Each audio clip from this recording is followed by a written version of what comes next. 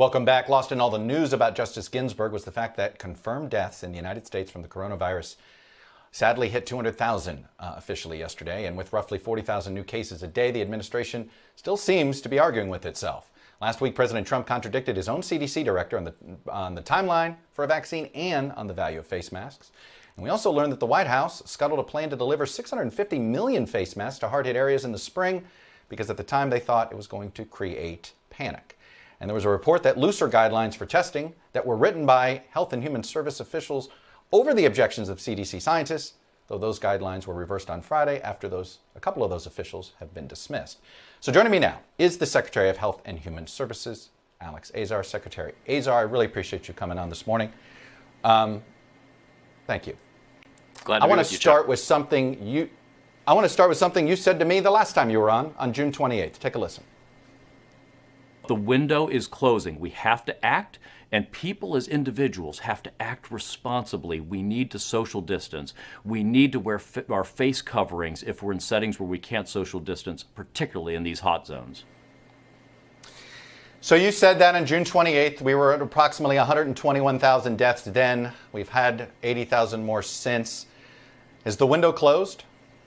Absolutely not, Chuck. In fact, we've seen incredible progress thanks to the vigilance of the American people. They responded to that call to practice the 3 W's of wash your hands, watch your distance, wear your face coverings. We've seen a almost 50% decline in cases, 50% decline in hospitalizations, and even greater decline in fatalities since the high point. So the American people have stepped up to the plate and responded to President Trump's and my call to action to individual responsibility. And that's what's bridging us to now the real promise that we have of next generation therapeutics and FDA gold standard vaccines in the months ahead. It sounds like you consider the death toll, which sits at 200,000, and it looks like, I'm curious what you believe will be at the end of the year. Is that a sign of a successful strategy by this administration? You believe that is a sign of a successful pandemic response? Chuck, those are your words. I mourn the death of any American from this absolutely unprecedented pandemic. I remember, though, that Dr. Birx and Dr. Fauci have said that if the president had not taken the aggressive actions that we took, we could have lost as many as 2 million Americans. So we don't want anyone to die in this country from this disease. But the aggressive actions, closing our borders, shutting down our economy, controlling most of the global supply of remdesivir, bringing convalescent plasma to people, changing the death rate of people 70 and over in hospitalization in April from over 30% to now down near 5%. These are the changes that should bring people hope for the future as we look to monoclonal antibodies and FDA-approved gold standard vaccines in the months ahead.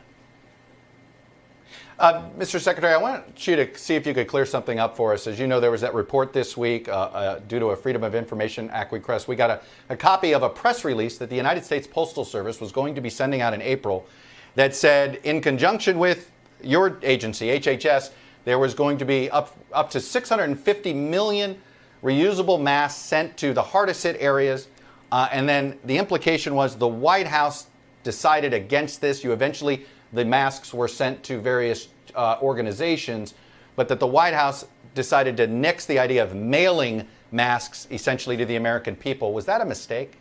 Well, Chuck, I'm actually glad you asked about that. Thanks to the incredible foresight of Dr. Bob Kadlec, our Assistant Secretary for Preparedness and Response, in the early days of the pandemic, we worked with Hanes and other clothing manufacturers to retool their equipment and actually start pumping out these reusable cloth face masks. And we distributed 650 million of those to the hardest hit areas. At one point, we thought about shipping them to every American through the Postal Service, but the decision of the task force instead was send them where they can be used most to the hottest, most active areas. So we got 650 million masks out. It was just through a different mechanism, getting them where they're needed most. And we just recently got about 60 million face coverings, these cloth face coverings in a smaller size out to kids, especially in schools in underserved areas.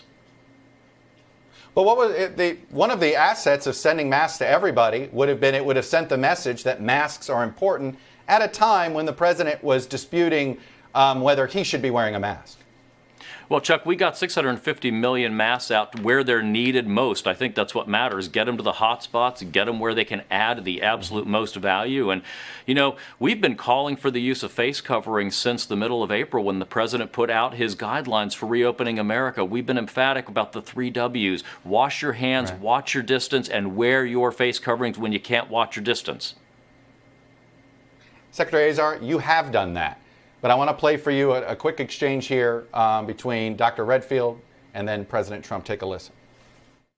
I might even go so far as to say that this face mask is more guaranteed to protect me against COVID than when I take a COVID vaccine. If I don't get an immune response, the vaccine's not going to protect me. This face mask will. No, I think he made a mistake when he said that. It's just incorrect information. And I called him, and he didn't tell me that, and I think he got the message, maybe confused. Who should the American public listen to when it comes to masks? You and Dr. Redfield or the president? So Dr. Redfield, I think, has made clear that he really believes in the value of a vaccine that's safe and effective, that masks are not the equivalent. Masks are important. They're an important part of the strategy, especially in dealing with asymptomatic disease. The president has made that clear. I think the point the president was making is there's not an equivalence between masks and vaccines. We use masks as we do mitigation tactics to bridge to the day of those vaccines, but the vaccines are still the end game that we're headed towards, and we have just made absolutely historic progress towards getting these vaccines. You know, if we had said back in January that by the end of this year we'd have 100 million doses likely of FDA gold standard vaccine in the United States, people would have laughed at that. And yet we have mobilized the entire government and the public and private sector. And this is a realistic possibility for this country now. And we should be celebrating that we are on the cusp of that level of hope and achievement for this country.